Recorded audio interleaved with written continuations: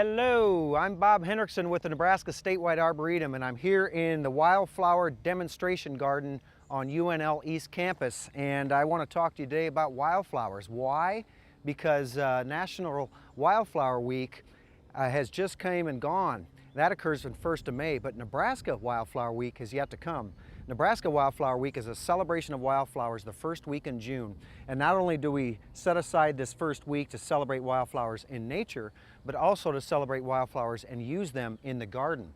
And here's a good example of some of the beautiful wildflowers we can use in the garden. For information about Nebraska Wildflower Week, I encourage you to go to the Arboretum website. That's arboretum.unl.edu/wildflowers. There's a host of events taking place the first week in June, from guided hikes to some natural areas. Have you ever wondered where the heck the prairie is in Nebraska? Go to Wildflower website for Nebraska Wildflower Week, and you'll see lots of events and get a chance to hike a true unplowed prairie. But I'm here in the garden today to show you some of my favorite wildflowers for the garden. I've grown a lot of different ones over the years, and I've learned some of them are thugs, yes, but many, many wildflowers are appropriate for the garden. I've got just a few down here I want to talk about because they're so short, and short wildflowers, compact wildflowers are good for the garden because they're not being seen as big and obtrusive. A couple of them here, the one with the rich dark purple flowers actually comes in a variety of colors, from a kind of a hot fuchsia pink to this rich purple to a lighter lavender. This is called dwarf spiderwort. And dwarf spiderwort is not only a beautiful plant, but it's got a story to tell. And that's the thing about Nebraska wildflowers. If you don't want to plant them just for the environmental benefits, meaning they're low input plants, very little water use, no fertilizers, no chemicals. But to me, the reason I grow wildflowers is they have a story to tell. And spiderwort is no exception. Spiderwort actually was named because if you take a stem here and squeeze the juice out of it and kind of trail it off, kind of looks like a spider web. Hence the name spiderwort. And settlers had a fun name for this plant. They called it cow slobbers. Can you kind of see why it's called cow slobbers? Kind of looks like snot, yuck. But it's mucilaginous, or kind of slimy, like aloe vera. Native Americans learned that by taking this juice and smearing it on their leather moccasins, it actually helped waterproof their leather moccasins. The dwarf spiderwort's a Nebraska-Kansas native, so very tough plant. We're sitting here 6 inches below normal right now, and I haven't watered this garden yet, and yet it's in full bloom. And then another thing about spiderwort is it was a plant that was used in courtship with Native Americans. The flower, once it's plucked, does not last very long. I mean, literally within minutes. So if a young warrior plucked a flower and was able to get it back home before the flower faded, he was worthy of her attention. So a cool plant. They actually had a song about this lovely little flower. Of course, I'm not going to try and repeat that. But anyway, a beautiful plant, dwarf spiderwort, which incidentally is smarter than we are. We live through the summer. This thing goes completely dormant. We call this a spring ephemeral, where the plant comes up, blooms, goes to seed, and then goes dormant by the heat of the summer. That's why prairie grasses planted with it is a must, because you'll have a hole in the garden otherwise. The plant blooming with it is called prairie phlox or downy phlox. Downy gets its name because it has little hairs on the stems and the leaves that give it a downy appearance. But this is a prairie plant that deserves more attention, deserves to be planted more. Beautiful, showy flowers that are fragrant in the spring, only about 15 inches high. Goes dormant as well without water, and there for you every spring, the harbinger of spring. So I have a lot of other wildflowers to show you in honor of Nebraska Wildflower Week. If you join me, I hope to turn you on with Nebraska's beauty. Well, this little gem right here that I'm kneeling in front of is just a fantastic wildflower. This is called dwarf blue indigo. And you may be familiar with its taller cousin, the blue indigo, which is more of a southern native. Dwarf blue indigo just makes it into Nebraska. It's more of a Kansas, Missouri native, but it doesn't occur in any states outside of Missouri and Kansas and Nebraska, maybe Oklahoma, and that's it, nowhere else in the country. But it's very compact, it looks a lot like a lupin. And if you've tried to grow lupins before and failed miserably, which a lot of us have, this is one for the hot, blazing full sun where that would render a lupin useless. But you can see the beautiful pale blue color. it's very variable. I've seen dark, rich blues, almost pale whites. So really can get a wide variety of colors on them. And you see not very many leaves on this plant. The plant is still emerging. As the blooms get done, the foliage keeps coming on. So you'll get this dense, bushy plant about 1.5 feet by late summer and looking good throughout the season. But the blossoms, just fantastic, and makes a great cut flower, by the way, as well. Another thing I want to point out in here is just a wide variety of wildflowers, wide variety of grasses in here. It's about a 50-50 mix, and that's what I recommend for wildflower gardens, is a 50-50 mix of grasses and wildflowers. One that you see over here that's just starting to emerge is one of my favorite wildflowers. This one's called lead plant. And lead plant is a beautiful plant even when it's emerging, but it gets these wonderful blue flower spikes on it later on in the summer.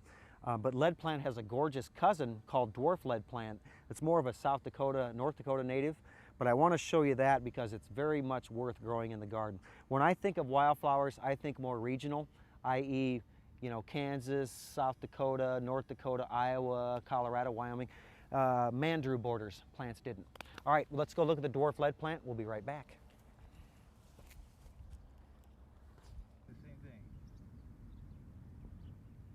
Oh, I just can't get enough of the fragrance of this plant. This is that dwarf lead plant I was telling you about, but probably more appropriately called fragrant false indigo. Beautiful plant, only about 18 inches high by 18 inches wide. Blooms the latter part of May into June, and wonderfully fragrant plant, tough as nails, deserving of any garden, the dwarf lead plant or Amorpha nana, little nana. All right, we have plenty more to look at in the garden here at the Nebraska Statewide Arboretum demonstration site, and man, let's go look at some more. Hey, in my opinion, no wildflower garden would be complete without the poppy mallows. Poppy mallows are a pretty big group of plants related to the hollyhocks, and we all know how tough the hollyhocks are. This one that I want to show you now is called Logan Calhoun poppy mallow. Logan Calhoun is actually a plant release through the Great Plants for the Great Plains program.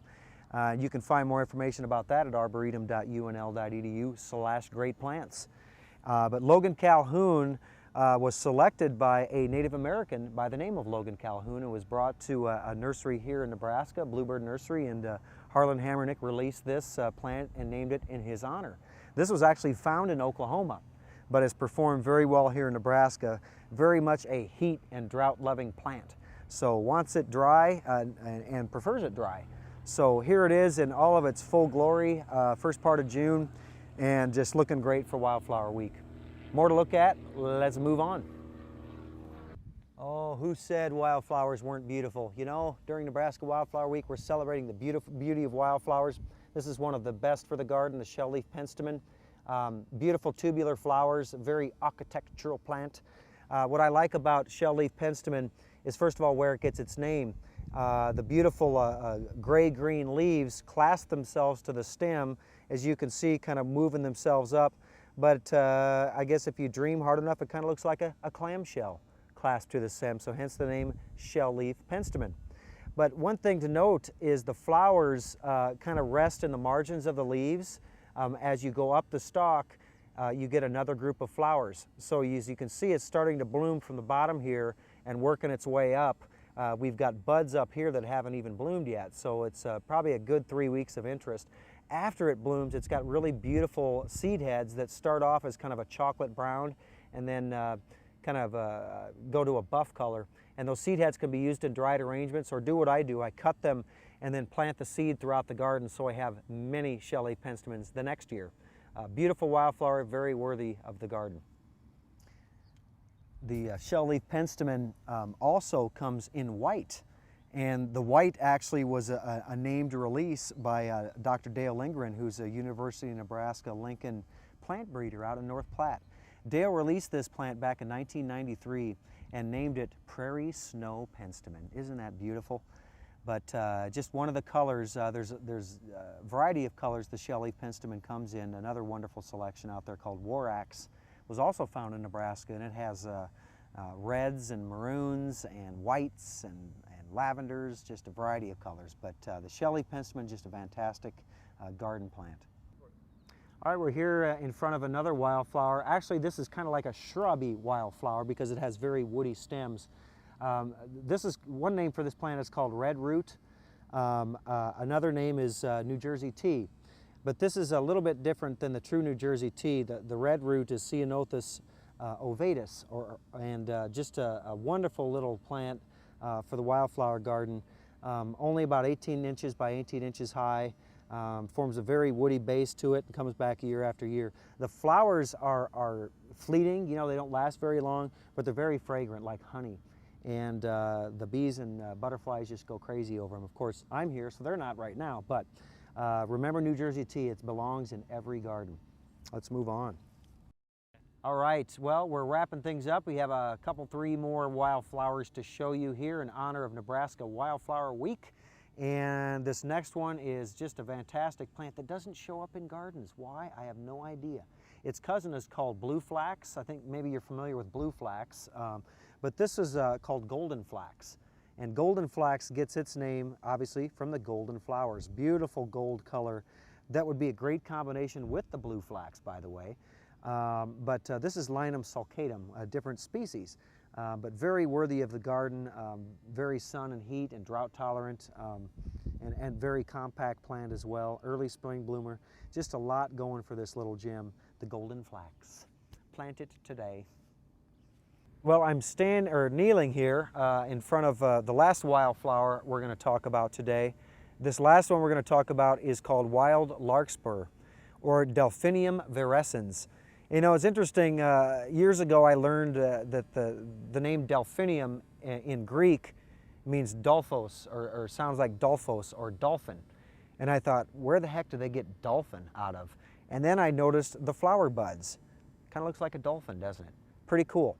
So that's where the name delphinium comes from. But the wild larkspur, or Delphinium virescens, has got some beautiful flower spikes to it, lovely white color, very intricate, lovely flowers.